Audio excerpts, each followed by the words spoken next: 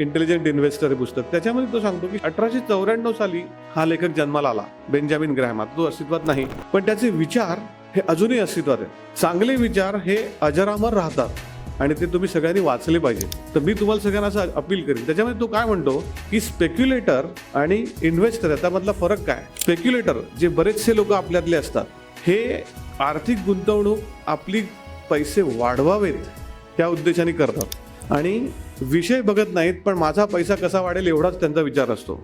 Wear as investor हा तो व्यवसाय माझा आहे आणि माझा व्यवसाय कसा वाढेल असा विचार करून त्याचे पैसे त्याच्यामध्ये टाकतो आणि तो कधीही त्या पैशापासून वेगळा होण्याचा विचार करत नाही.